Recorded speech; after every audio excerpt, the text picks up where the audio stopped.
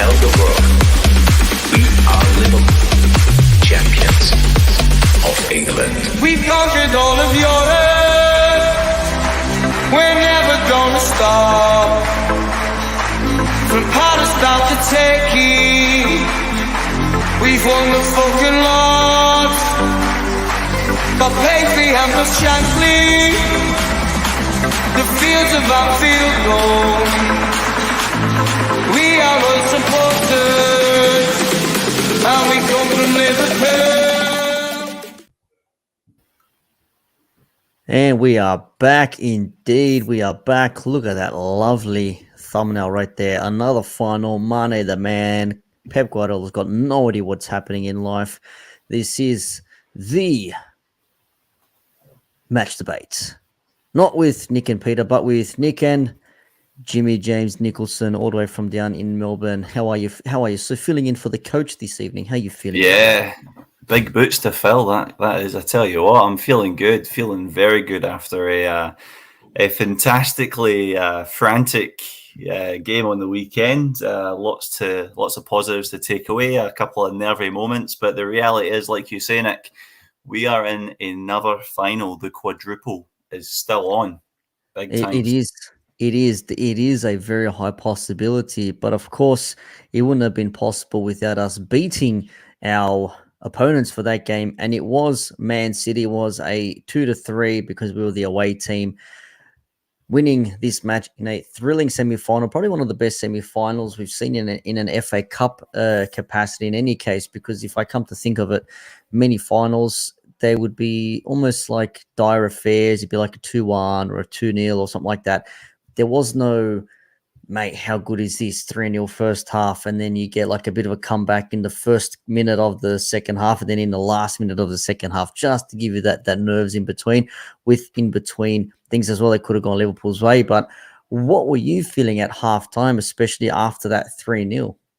I tell you what, the halftime, I didn't want it to come. It was it just didn't need to happen. We could have kept playing and just kept on going, because the form, the way that we played in that first half, we were light years ahead of Manchester City. And I think the craziest thing for me is I don't feel like we got out of third gear.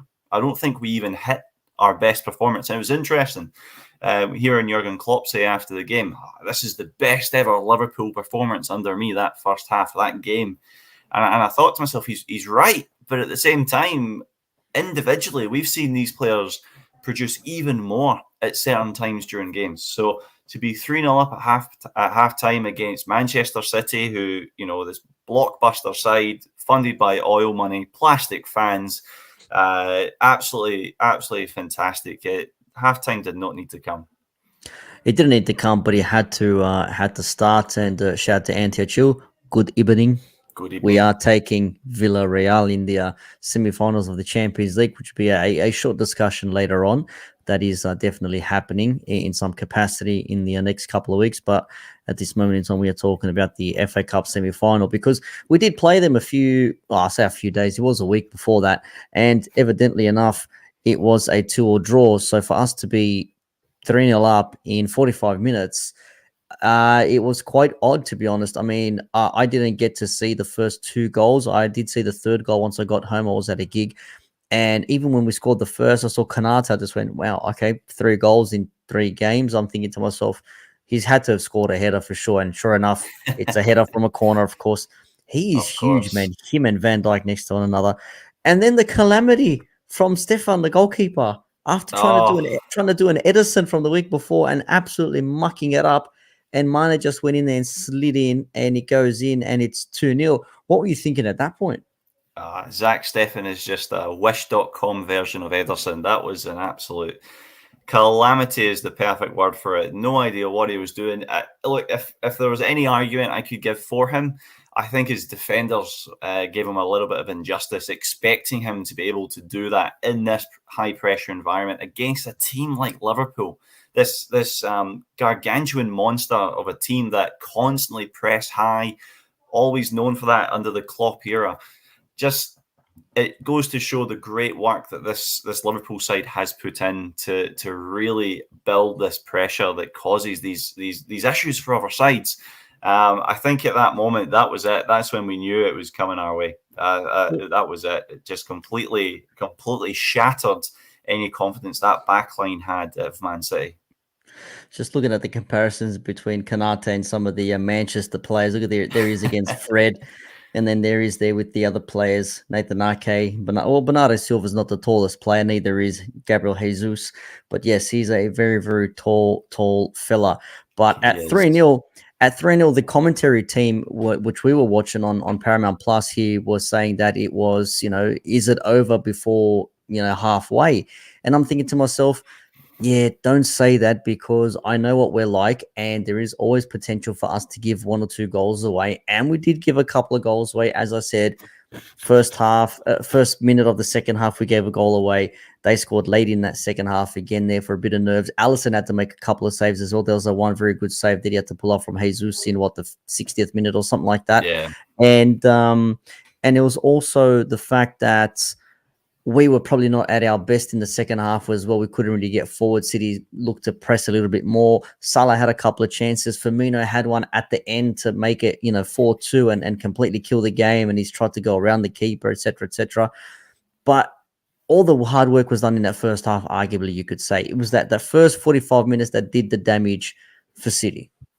Massively. And the strange thing is, we go back 1 week and we look at the Liverpool performance against that City side at the Etihad Stadium, and that first half was quite possibly one of the worst first halves of football we've seen Liverpool play. And granted, yes, they are playing this Man City side who have some fantastic players and are an amazing side. You think Kevin De Bruyne is easily one of the best midfielders that's ever existed on this planet, and trying to maintain a play like that. Last week, the first half was dreadful. This week, the first half was inspiring, and City just couldn't answer to it. And a huge shout out has to go to the NFT, the greatest midfield that Liverpool have at the moment at this time. Naby Keita, Fabinho, and Thiago Alcantara. All 3 players were just phenomenal. And there's always an argument around exactly that.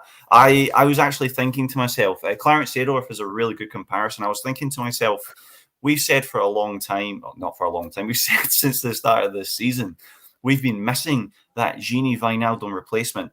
Naby Keita was a form of Gini Wijnaldum, but just a bit further up the pitch. And in terms of his really high pressing, his real industrious work, he put in his best performance so far in a Liverpool shirt. And whilst it might be 4 years too late, you have to recognise in these moments when a player performs the way he does, he was absolutely superb. Mate, it doesn't matter if it's 4 years too late or however long he's been here now. Since he's been here for a while. The fact is he's performed when we needed him. That's the main thing. He's performed now. He's had a few good games. He's had a run of good games. The game away at Benfica was great. At home, he's been decent in some patches. This game in particular, he was particularly well. And we've always said, once Keita has a bit of form on him, you just have to keep him going, give him that consistency so he can find his feet, get familiar with who he's playing with. Because we've always said, I said to Peter last week, I said, okay, we're playing City FA Cup semi-final. Who's your midfield? Fabinho starts 100%. Thiago starts 100% when fit. Who is that third player in the midfield? Henderson? ? Jones? Maybe still a little bit underdeveloped. Harvey Elliott? Same thing there. Keita seems to be the next person in there. The only other player you could probably think of putting in that midfield is an Oxlade-Chamberlain, but we haven't seen him for a while either. And we've seen when he has a run of games as well, he can sort of play. I think he'll be moving on at the end of the season. I just don't think that he'll have much more game time if he comes next season, but that's a discussion for another time. But the midfield was great, but that first half really did the damage. As we said, Kanate with the first goal, Mane with the second off Stefan, and that third goal. Let's talk about that third goal. Oh my days. That first pass from Trent to the little 1-2 with Thiago's dink, and then that fizzer from Mane. Oh my days. That was just sublime football from Liverpool, and it's been a while since we've had such a well-worked team goal, but that one there, it just seemed to involve the midfielders moving forward in such a great way, being in great positions. Little dinky football, absolutely love it. Man City players just couldn't work it out, didn't know where to look, And then Sadio Mane just seems to be the man of the moment, the main Mane right now. He's won the African Cup of Nations. His team's just qualified.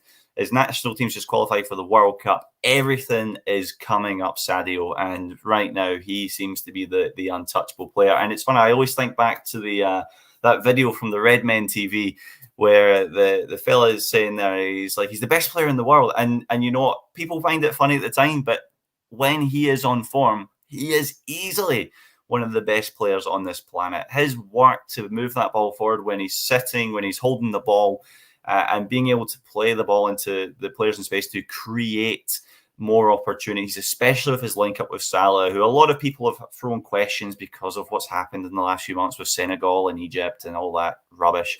The reality is these are just two football players who want to win. And whilst Mo Salah is not putting the ball in the back of the net, he is creating great football with Sadio Mane. And also, in saying that, a huge shout has to go to Luis Diaz. Luis Diaz was like a dog with a bone on that left-hand side. And he was great. I spoke with George at the Imperial Hotel in Melbourne on Saturday night, Sunday morning, whenever it was. We played Man City in the league, and we had a discussion about the front three. And when you're playing a team like Man City, you need Bobby Firmino in that number 9 role. He knows how to stretch play. He knows how to do things to really aggravate and create opportunities.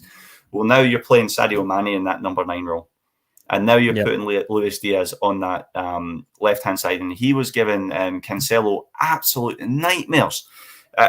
What a position to be in. And, now we're going to play Chelsea in the final. We've got the Champions League semi-final coming up. And we've still got pressure to put on Man City in the league as well. What a spot to be in. There's a lot of that, and it is safe to say we have no injuries from that match, which is all good and well. Again, the only negatives you probably think a couple of yellow cards, but apart from that, nothing too much in there. Fernandinho, though, he was a little bit rattled in that match. Everyone was trying to egg him on, but in saying that, again, Raheem Sterling had an off day. He's had some good form against us in recent matches, but didn't really work out for him here. Again, I don't know why Pep chose to rotate his squad. I would have thought that 100% he would have been playing his strongest 11, but he left, Edison on the bench. He left Diaz on the bench. I think he's come back from an injury. Laporte, though, De Bruyne picked up a knock as well. Hell, not even starting Mahrez. I mean, Gundogan on the bench, Rodri. He changed his squad so much. Do you think he's given up in the FA Cup? He's thinking I don't care about the FA Cup semi-final, whatever. I've got a Champions League to worry about and a potential Premier League at the moment. Is that where his focus is right now? It could be, but if I'm being honest, if that was my manager who was thinking, I'm in an FA Cup semi-final, I'm going to play the B squad because my focus is elsewhere, that would raise alarm bells for me. As a fan of a football club, I want to be challenging on all fronts. Now, the last few FA Cups, whether they've been in the finals, whether they've won it, to be honest, is irrelevant. You're in the competition right now. You have a group of players who want to be winning silverware, and you've got Liverpool breathing down your neck in every single competition you're still in. You want to make a statement. You want to show that, yes, this Liverpool side is great, but my side's greater. Pep Guardiola seems to do this thing where Liverpool just give him sleepless nights, and he makes these last-minute unusual decisions. He's done it over the years when we've played them in Champions Leagues, when we've played them in other league matches. It just seems to be, we seem to be this club that just seems to rattle him, and it's great. I love it. I love every minute of it. But to not play players like Rodri, to not play Riyad Mahrez, who when he came on against us last week, I actually thought was more of a threat, despite that horrible miss he had in the last minute. He came on in this game. They had a free kick from 25, 30 yards out. And they had Raheem Sterling take it, and he absolutely pumped it into the stands as well. I'm just thinking, and Riyad Mahrez, he was the one that set up the goal for Grealish to score in the last minute. He is the kind of player, he is frightening. He is frightening. If I see him on the team sheet, I'm thinking, oh, shit, we've got to put up with Riyad Mahrez. Silva scored in the 90th minute in this game. Was it Silva? Sorry, Bernardo Silva scored in the Silva was the second, yeah. You're right. You're absolutely right. I do apologise. But that's Riyad Mahrez showing what he can do. And he was given, at best, maybe 5-10 minutes? I think he came on the 83rd minute. Like that to me signals that Pep Guardiola's focus isn't maybe on the FA Cup. It probably is on the league. It probably is on the Champions League.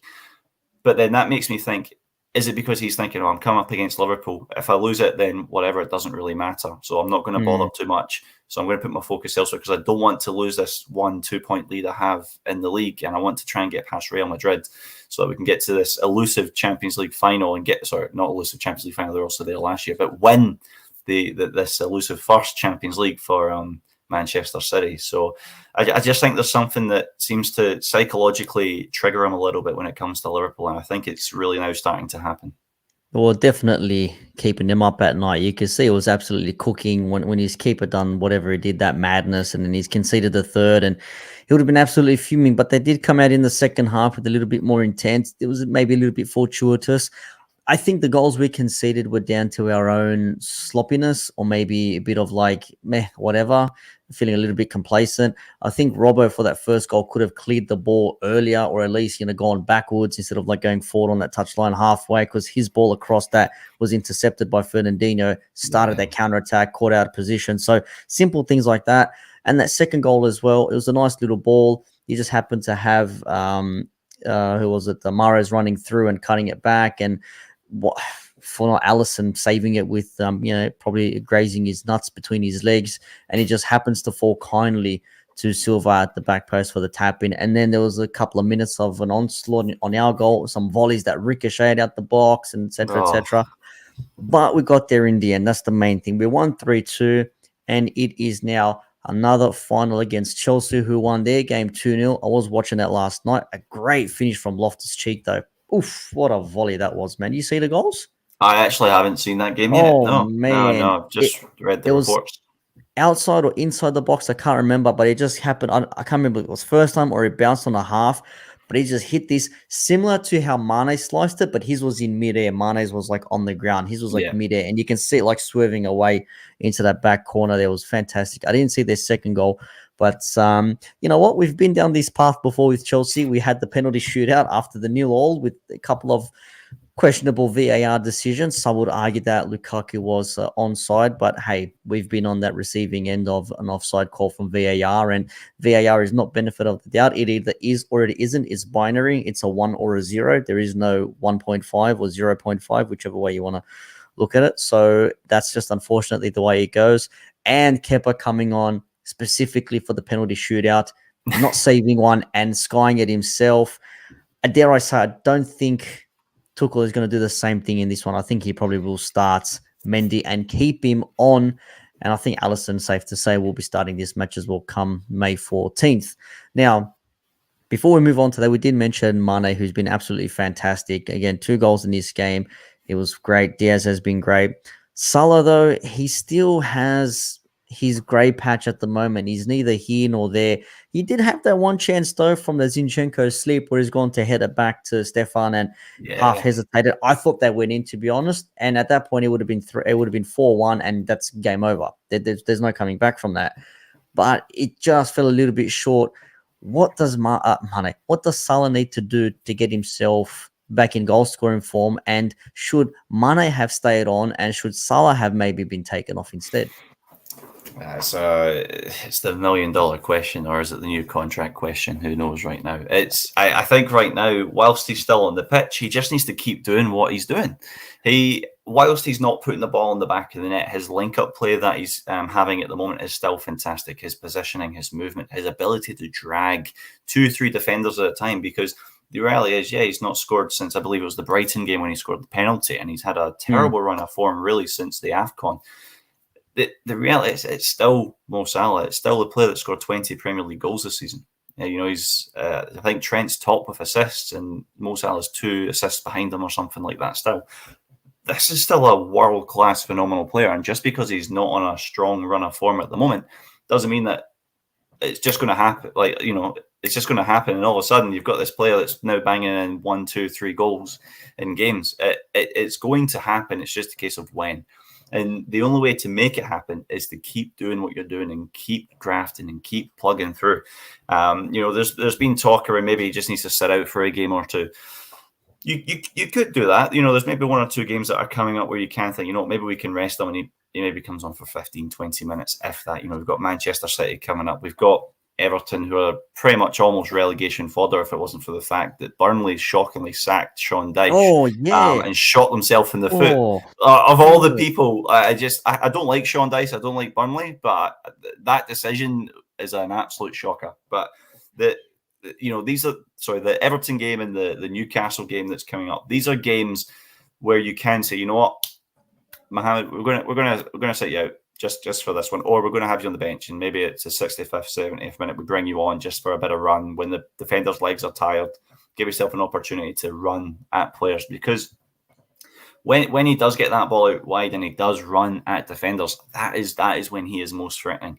So I genuinely think, we've got a couple of good games coming up very soon. I'm not too concerned. We've got Manchester United at home.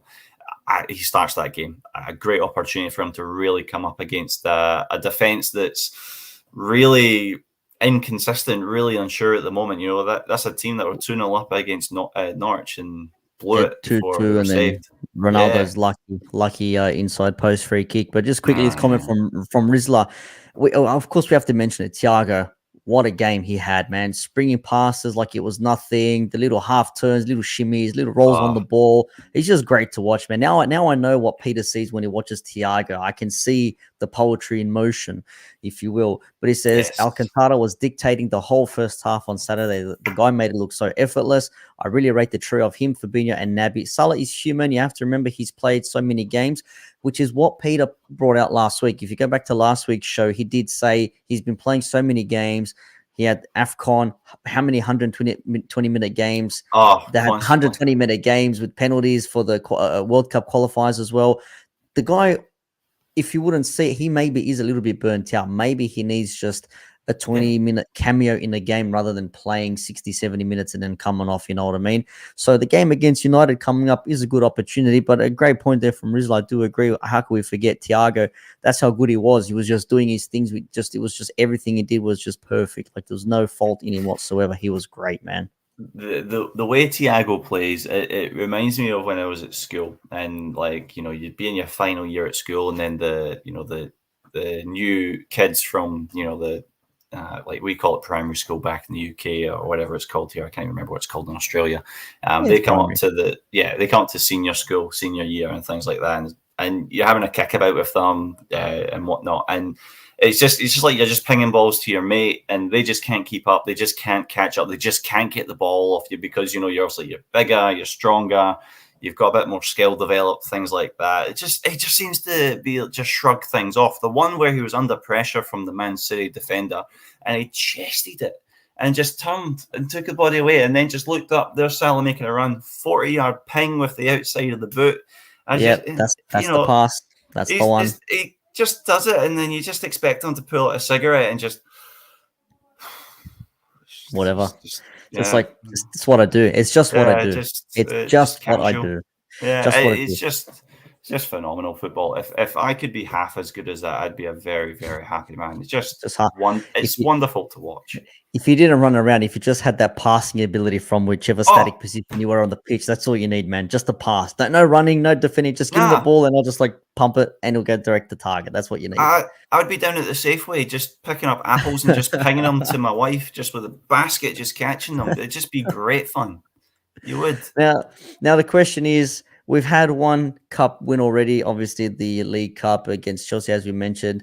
We've got an FA Cup now coming up. Champions League is still questionable because we have to face Villarreal home and away, or away and home, whichever it is. And then the potential final against either Real Madrid or Manchester City. So it could be another City-Liverpool saga once again. Or we may be getting revenge against Real Madrid from a few years ago. We'll see what happens. I don't want to tempt fate yet. But can we make it 2 cups from 2? That is the question. I know it's early. This normally happens after the league is done, or a week before the league is done. So there is still plenty of time to play. This will be the last thing on our minds right now, provided we make the Champions League. That will be obviously the last thing. But right now, FA Cup is probably out of the 3 we have remaining, this will be the last thing on our mind, I would imagine. We're chasing Premier League. We've got to get through Villarreal, and then it's the FA Cup. I would think so. Yeah, 100%. the ability to make it 2 cups from 2, it's in our hands. It's as simple as that. And that's a fantastic graph. I think that's Bleacher Report that put It that one is, out. yeah. And Brilliant. like if we play that same midfield, if we play as good as we did in that first half, Chelsea have got no chance.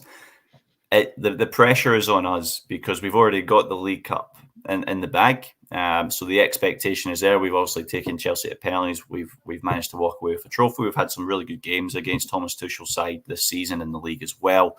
And you have to give the man credit for what he's able to do, especially with the sanctions that are in place as well at Chelsea right now. Oh, forgot about them, yeah. To still be able to, motivate this side to still grind out great results. And playing that Crystal Palace side, you can obviously argue it's an easier draw than playing Liverpool or Manchester City.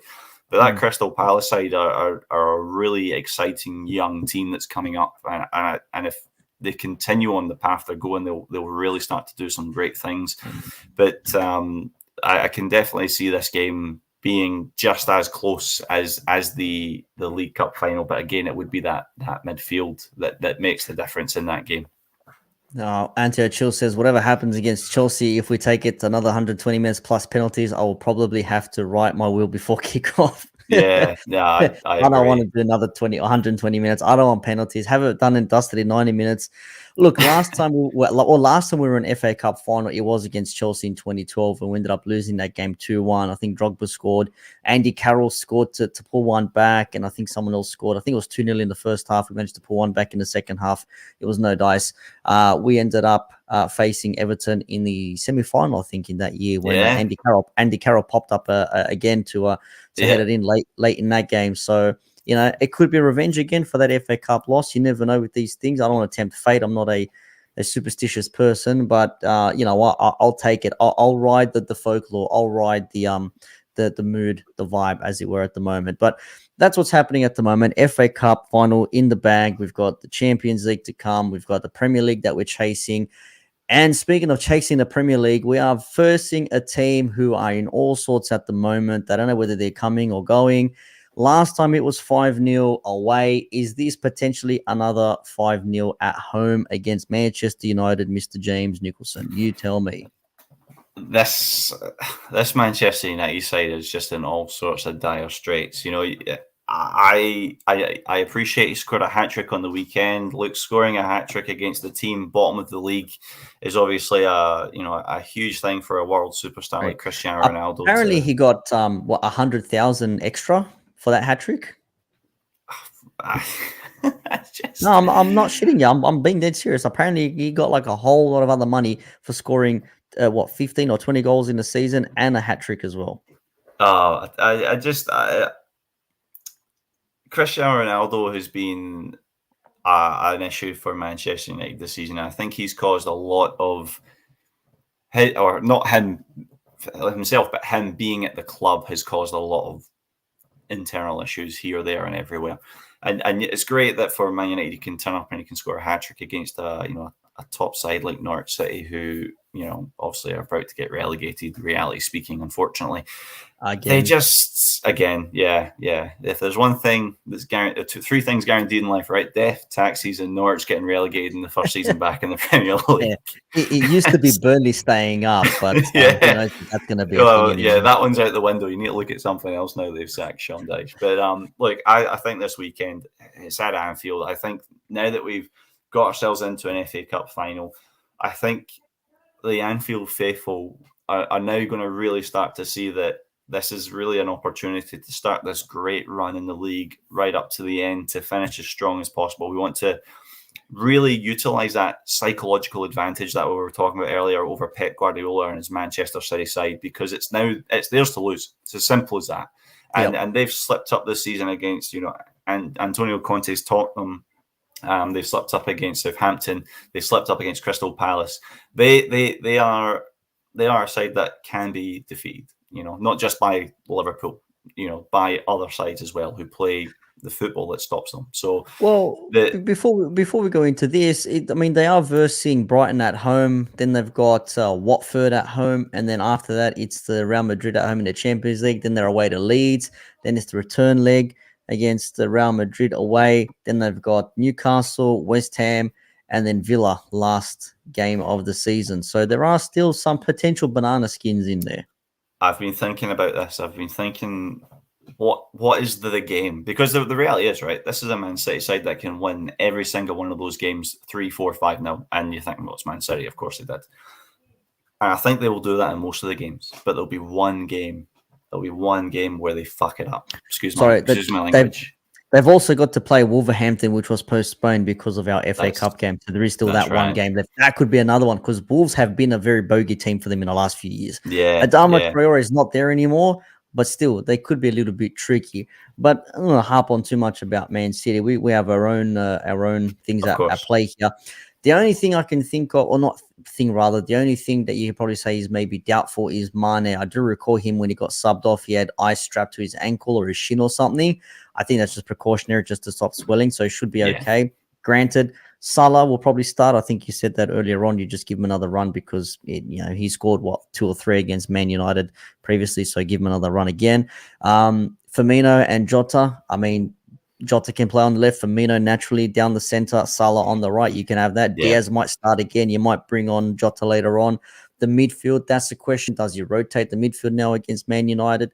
I wouldn't. I would keep the same players on there, provided they're all fit and ready to go. Obviously, if there's even just a hint of potential bad luck or injury, don't risk it. You cannot afford to muck that stuff up at this point in time in the season.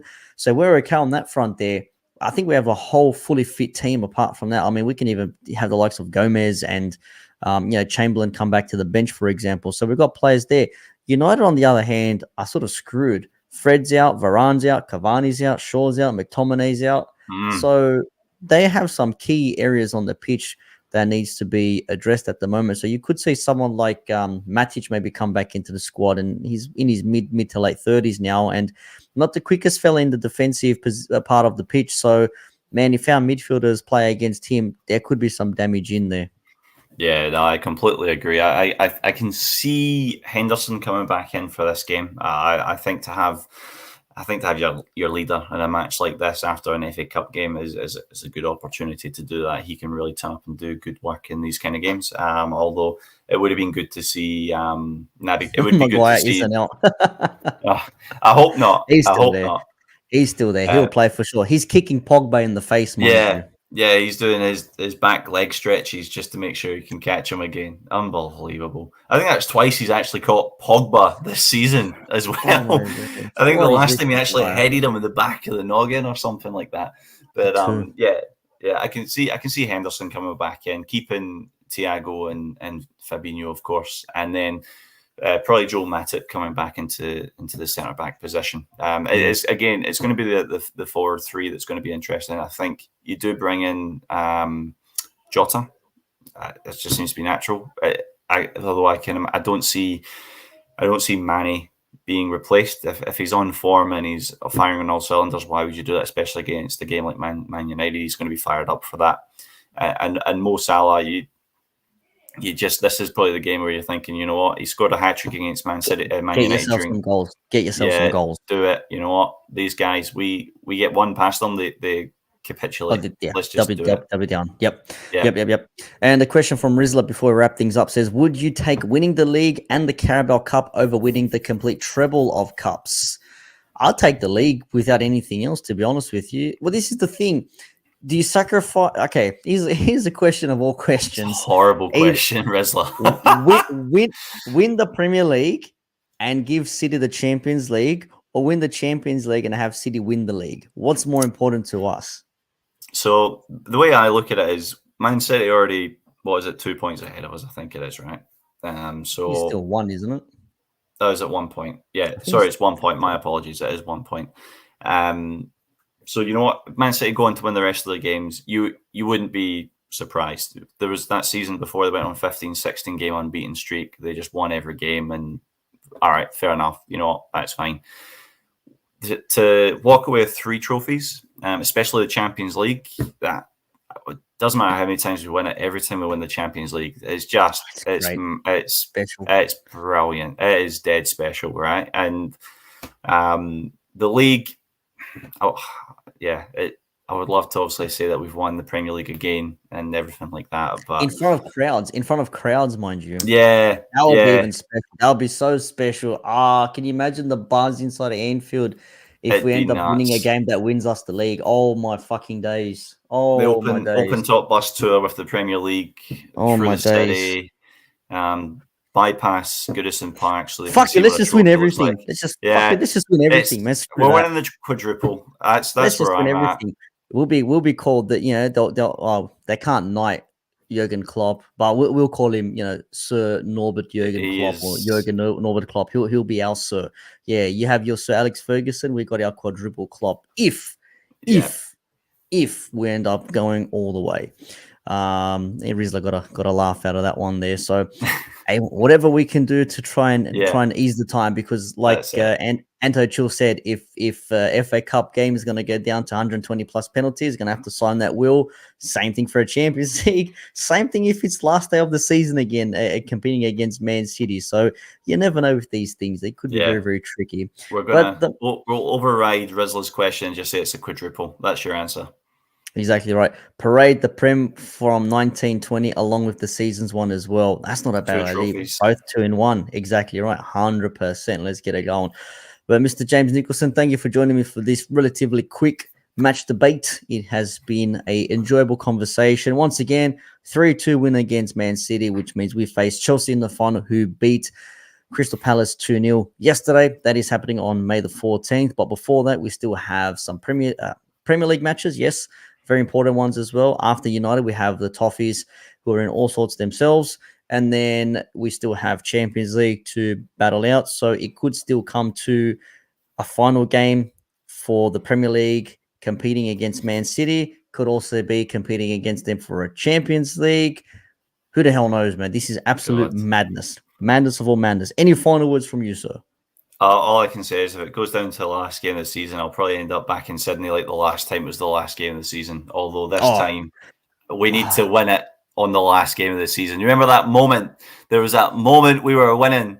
I was on the bar stool at Cheers Bar. There was someone yelling at me. And by the time I got down, Man City were back in the lead. Oh, fuck. It was ridiculous. I think the one thing I would love to, if it was wherever we're playing, we just need to win.